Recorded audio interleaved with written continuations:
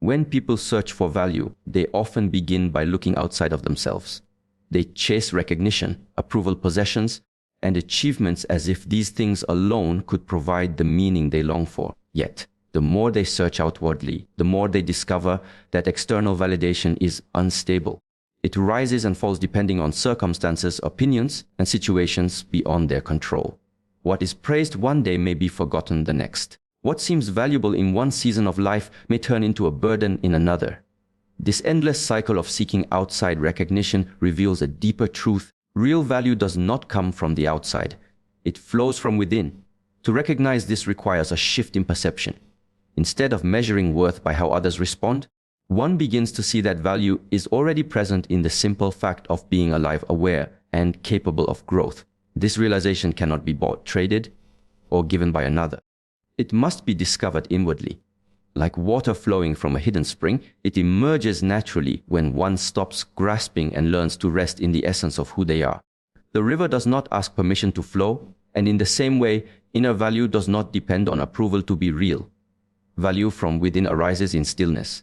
When the mind is quiet, when the constant comparisons and judgments fade, a different type of awareness surfaces. It is not concerned with competition or comparison, but with authenticity. In stillness, one sees clearly that the true measure of life is not in accumulation but in presence. A calm mind and a centered heart radiate a strength that others feel, even if it is never spoken aloud.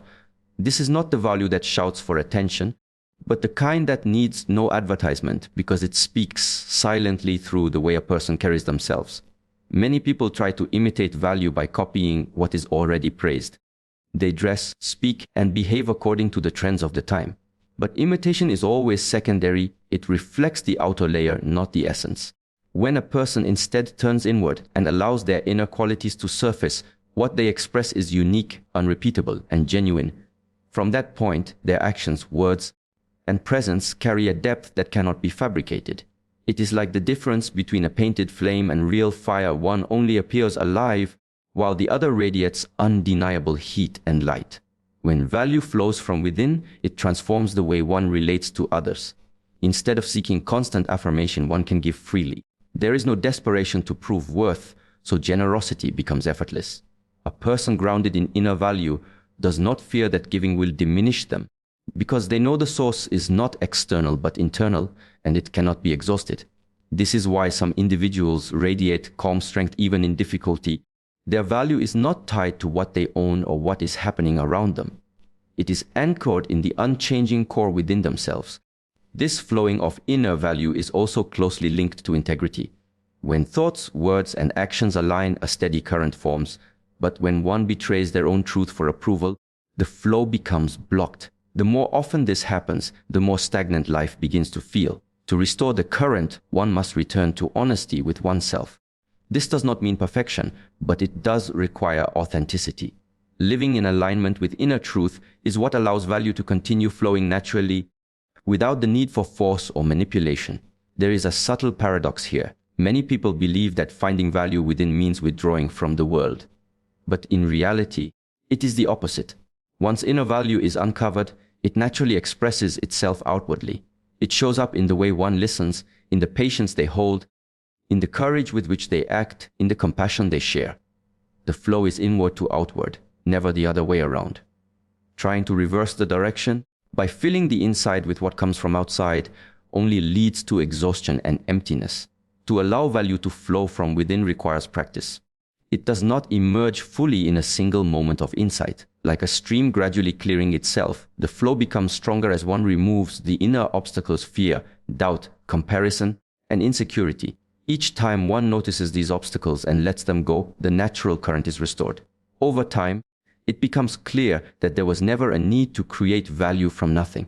The source was always there, waiting to be uncovered, like light behind a cloud. The practice is not about chasing more, but about peeling away the unnecessary. It is about learning to sit with silence, to breathe deeply, to observe thoughts without being ruled by them. In these small moments of inner discipline, the foundation for flow is built. And once that foundation is steady, life begins to feel less like a struggle to prove and more like an effortless expression of what already is. When value flows from within, everything else changes shape. Success no longer means comparison but expression. Relationships no longer become places of need but of sharing. Challenges are no longer threats but opportunities to show resilience. This inner flow gives rise to an outer life that is not dictated by external conditions but guided by inner strength. Every word spoken carries a vibration, a frequency, and an energy that reveals the hidden state of the mind from which it emerged. To many, words are merely sounds, ways to communicate thoughts and ideas, but when observed more deeply, they become windows into the condition of one's inner world. Words are never empty. They are containers, and they hold the imprint of the emotions, beliefs, and clarity of the one who speaks them. The moment sound leaves the lips, it reveals what is dwelling beneath the surface of the speaker's awareness. Consider how words shift depending on the inner weather of the mind. When the mind is unsettled, confused, or restless, the words chosen are often fragmented, hurried, or sharp. They carry with them the weight of agitation.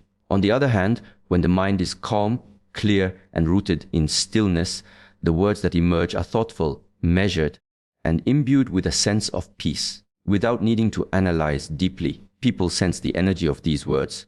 They may not remember exactly what was said, but they will always remember how it made them feel, because the vibration of words lingers like an echo in the space between people. Words can build and words can destroy. They can inspire or they can wound. Their capacity to create impact does not come from the words alone, but from the quality of the mind that gave birth to them. A person who feels insecure and fearful may clothe their speech in criticism, sarcasm, or doubt, not because the words themselves are inherently destructive, but because the state of their mind is struggling with turbulence. Another who is grounded and compassionate may utter even the simplest phrase in a way that uplifts, comforts, and empowers. In this way, speech becomes a mirror, and when you listen carefully, it reflects the true state of the speaker's inner being. Observe closely the way your own words change throughout the day. When tension arises, the voice becomes heavy, sharp, or impatient. When moments of joy arrive, words feel light, flowing, and effortless. When clarity of mind is present, silence often speaks louder than unnecessary noise. What you choose to say and how you choose to say it is a direct extension of the internal dialogue already running in your head. Every word spoken outwardly is born from countless words already spoken silently inside the mind. There is also a rhythm to words. Speech that emerges from an anxious state often lacks rhythm. It rushes forward, collides with itself, and spills over uncontrollably. It becomes hard to follow because the speaker has not aligned their mind before releasing their voice. In contrast, when a person is centered, their speech carries cadence, balance, and harmony. Each word lands gently, clearly, and with presence. Listeners feel it not just with their ears, but with their entire being. Words spoken in alignment with inner stillness do not need to be many. Even a few can carry immense depth and impact. Words are not simply communication tools. They are extensions of one's energy. To become conscious of the state of mind behind words is to take responsibility for the energy one brings into the world. If a mind is restless, the practice is not to suppress speech, but to return inward, to cultivate balance, and to allow words to arise only when they are no longer contaminated by the storm. When this awareness grows, one notices the unnecessary words that fill conversations, words that drain, words that distract, words that scatter attention. Slowly, one begins to value silence, and when speech arises, it is purposeful, it is clean, and it carries weight. Throughout history, many wise teachers and practitioners have emphasized the importance of speech, not for the sake of eloquence, but for the sake of alignment. Words carry the ability to set intentions, to direct energy, and to manifest realities. The repeated use of certain words becomes like the striking of a drum, sending vibrations through one's own life and the lives of others. If the rhythm is chaotic, it brings disturbance. If the rhythm is steady, it brings harmony. Speech becomes a form of practice, a way of aligning inner state with outer expression. One must also be aware of the words unspoken, for silence itself reflects the state of mind. Sometimes silence is avoidance, a retreat into fear or repression. Other times, silence is strength, a deliberate withholding of unnecessary noise in favor of preserving clarity. Both silence and speech reveal the condition of the mind, and in both cases, the key lies in awareness. Without awareness, words become mechanical, automatic, and careless. With awareness, every syllable is chosen with precision, infused with presence, and aligned with the intention to uplift rather than scatter. It is also important to recognize that words leave imprints. Once spoken, they cannot be taken back. They carry the energy of the moment they were created and ripple outward into the environment. The listener absorbs them, and they linger in memory, shaping perceptions and emotions. For this reason, to master words is not merely about learning how to speak better, but about transforming the state of mind from which speech arises. When the mind is purified, aligned, and balanced, words naturally reflect that state. There is no need for force, for performance, or for manipulation. Authentic speech flows effortlessly from inner clarity. In daily life, it is easy to overlook the subtle power of words, treating them as casual and disposable. But when one begins to pay attention, to listen not only to the content of words, but also to the energy they carry, the connection between mind and speech becomes undeniable. Words are shadows of thoughts, echoes of emotions, and reflections of consciousness. To transform speech, one must first transform the mind. To elevate communication, one must elevate awareness. To bring peace to conversations, one must bring peace within. Respect is one of the most profound qualities that shapes human interaction, but often it becomes misunderstood or misplaced. Many times, respect is confused with blind admiration, obedience, or the act of placing someone upon a pedestal as though they exist above us in stature or value. But true respect has nothing to do with worship. To respect without pedestal is to see clearly, to recognize the worth of another being without losing sight of your own, to honor without surrendering your dignity, and to appreciate without creating imbalance. It is a fine balance of acknowledgement and equality, where respect becomes an expression of inner strength rather than weakness. When we place someone on a pedestal, we distort the natural equilibrium of relationships. The person elevated becomes larger than life in our perception, and often this distorts not only how we treat them, but also how we treat ourselves. We shrink in comparison, giving away our power while forgetting that the same light we admire in another also resides within us. Respect that requires diminishing oneself is not respect, it is dependency disguised as reverence. Real respect is clear-eyed and steady, where we see another's strengths and qualities while remaining grounded in our own. Respect without pedestal allows us to interact without illusions. When you admire a teacher, a guide, a leader, or even a loved one, it is easy to overlook their humanity. You may see only their wisdom, their accomplishments, their strength, while ignoring their struggles, mistakes, or imperfections. Placing them above human fallibility creates an unhealthy distance. It turns a person into an idol, and the danger of idols is that eventually they will fall from the impossible height we have placed them upon. Respect does not require perfection. It does not demand flawlessness. It is the ability to see the whole picture, to acknowledge both brilliance and limitation, and still hold reverence for the role they play in our lives. When we respect without pedestal, we foster healthier connections. In friendships, it prevents dependency. In family, it creates balance between generations. In professional life, it allows for admiration of leadership without blind obedience. In spiritual practice, it keeps us from turning guides into untouchable figures and instead teaches us to embody the wisdom they share. It allows space for mutual growth where both individuals are recognized as human beings walking their path, each capable of error, each capable of greatness. True respect is rooted in humility and self-awareness. To respect another deeply, you must also recognize your own worth. If respect becomes worship, it often stems from a lack of self-belief. By raising another too high, you avoid facing your own potential, excusing yourself from growth by saying, "They are extraordinary and I am ordinary." This mindset robs you of transformation. Respect without pedestal is the realization that others may illuminate the path, but you must walk it. They may inspire you, but inspiration is wasted if it does not awaken your own strength.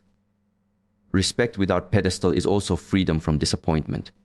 When you place someone on a pedestal, you create expectations that are unrealistic. The moment they act outside of your imagined ideal, you feel betrayed or disillusioned. But when respect is clear and grounded, you allow them to be human.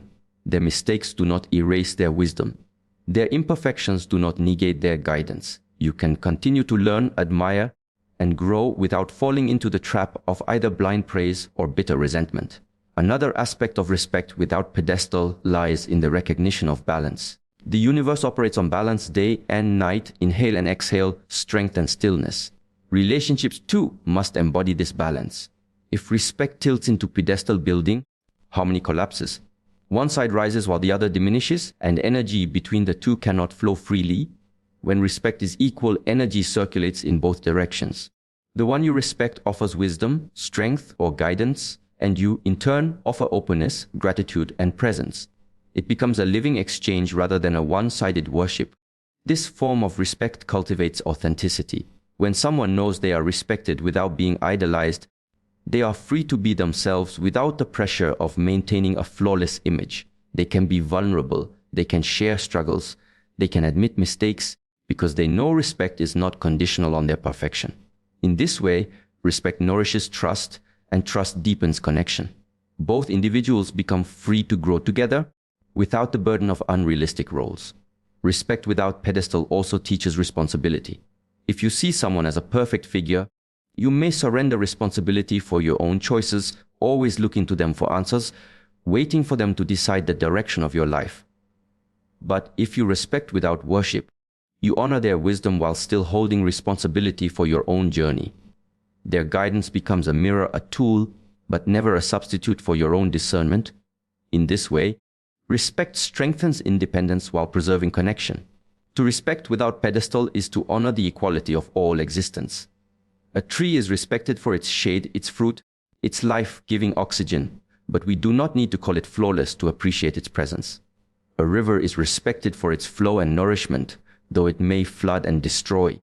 In the same way, people are to be respected in their wholeness, not because they are without flaw, but because they embody the complexity of being alive. This recognition deepens our compassion.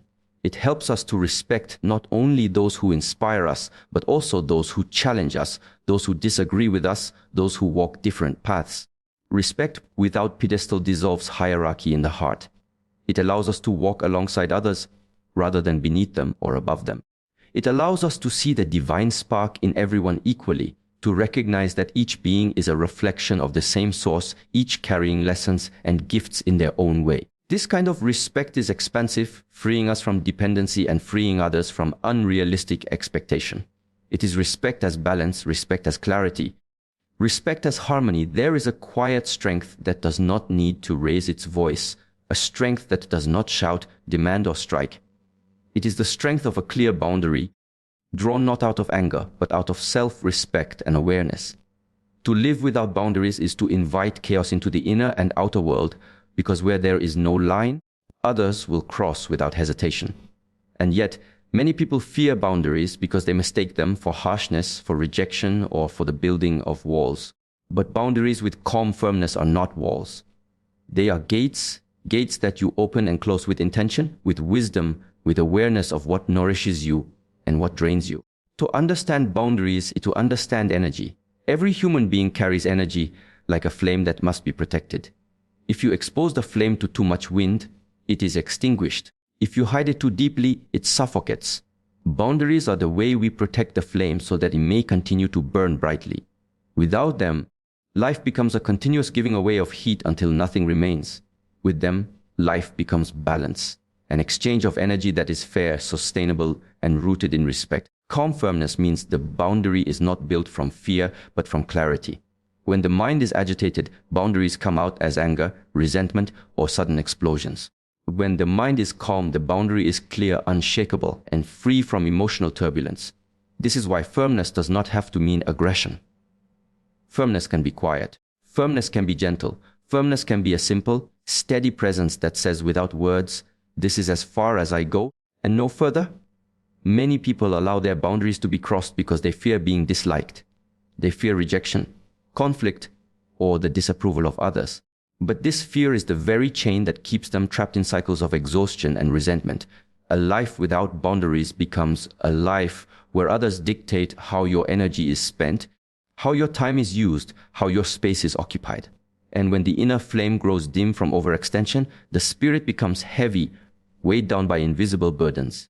Calm firmness frees you from this weight, because it reminds you that you are not responsible for carrying what does not belong to you. To practice boundaries with calm firmness is also to practice awareness of your own values. If you do not know what matters to you, then you cannot protect it. If you do not know what you stand for, then you will bend with every request, every expectation, every demand placed upon you. Boundaries are rooted in self-knowledge, in the deep recognition of what nourishes your well-being and what threatens it. Without that knowledge, boundaries become inconsistent, sometimes too rigid, sometimes too weak. But when you are anchored in self-awareness, the line becomes clear and you no longer waver when it is time to uphold it. Think of a tree in the middle of a storm. The tree does not fight the wind with violence. It does not shout or scream at the sky. It simply stands firm, its roots deep, its trunk steady. The wind may blow, the storm may rage, but the tree does not move from its place. This is the image of calm firmness. Life will test your boundaries. People will push, situations will challenge, and emotions will arise. But if your roots are deep, you will not need to shout or fight. You will simply remain where you are, steady and unshaken. There is also compassion in calm firmness. Boundaries are not only for the self, they are also for others. To say no clearly and firmly prevents confusion, prevents false hope, prevents misunderstandings that later lead to pain. It is not unkind to protect your space. It is unkind to allow others to believe they may take what you cannot give, only to resent them later for doing so. Calm firmness is an act of honesty.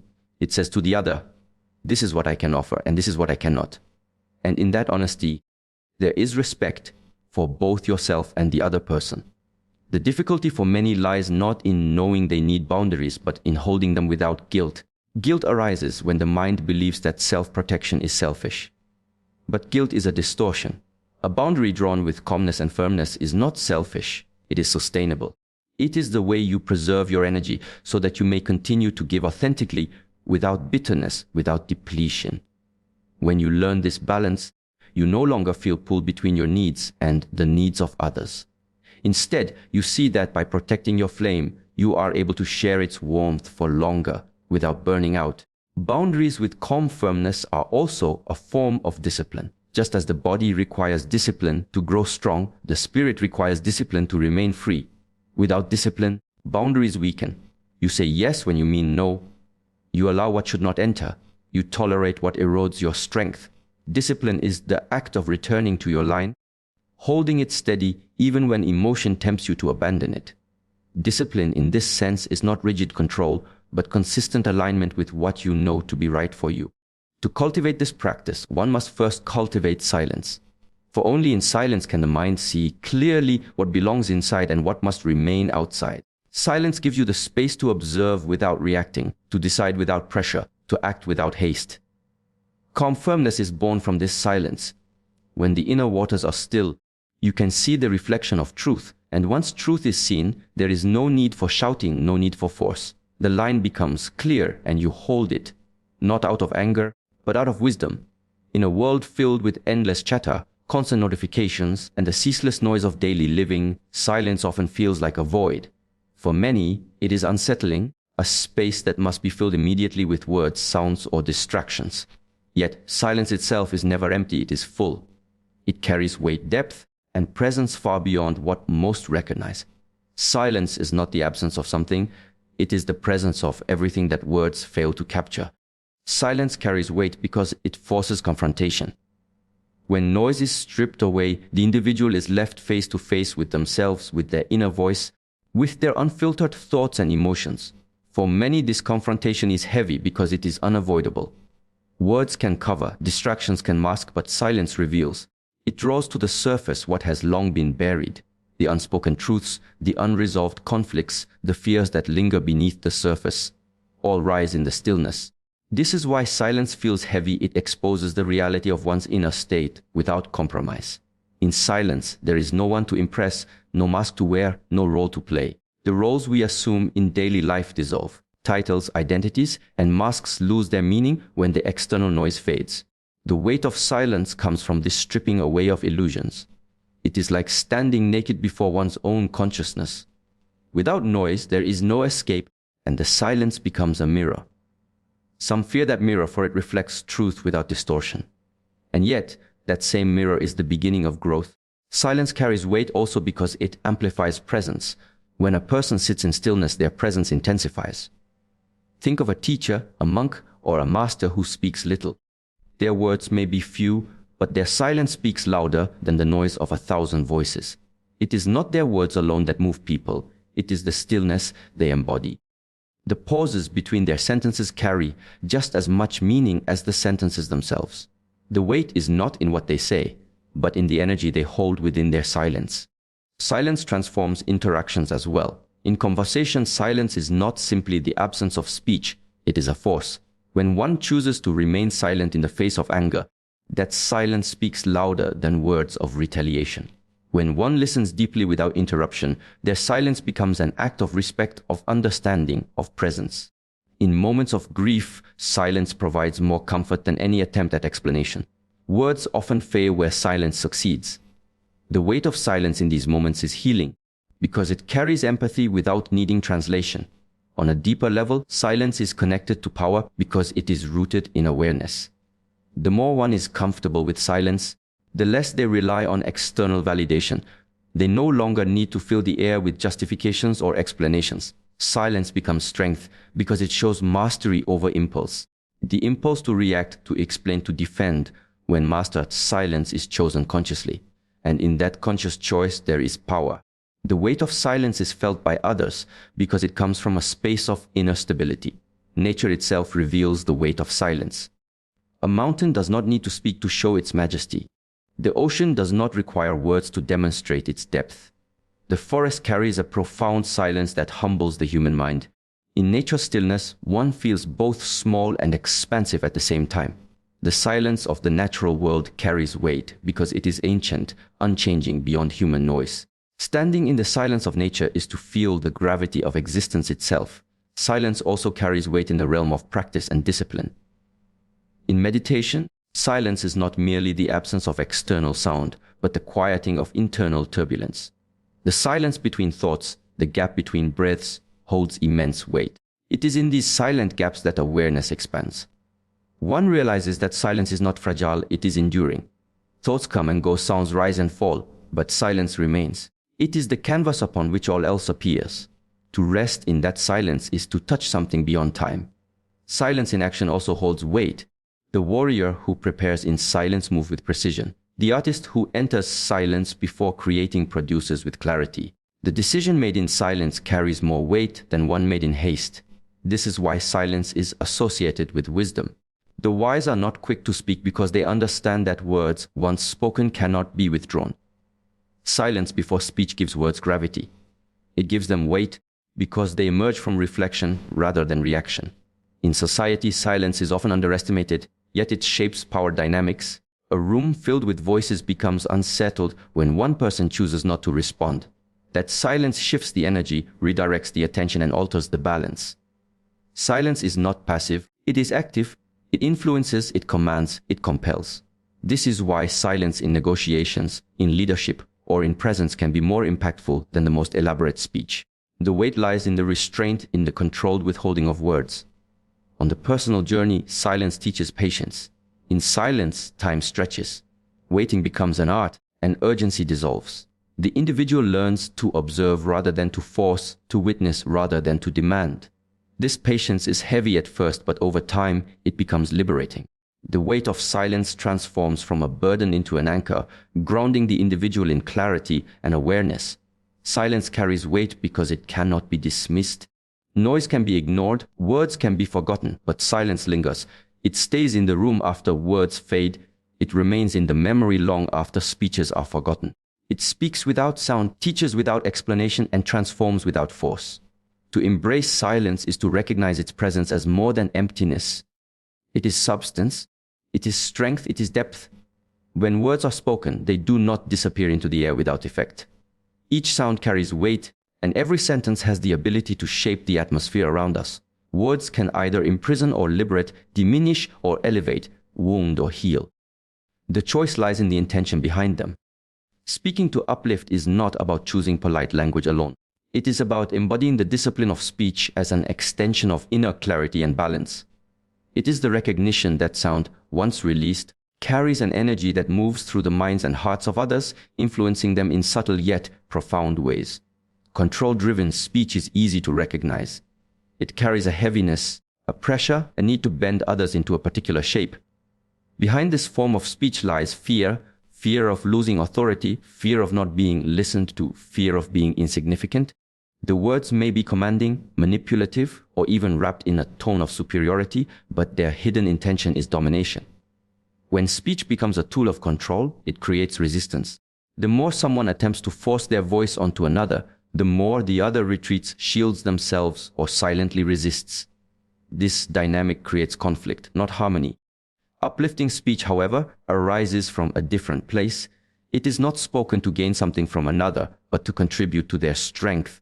It is speech born from alignment with truth and compassion. When one speaks with the aim of uplifting, there is no hidden agenda of manipulation. Instead, there is clarity in the intention to leave the other person stronger, calmer, more capable of seeing themselves clearly. Uplifting words do not force, they invite. They do not pressure, they inspire.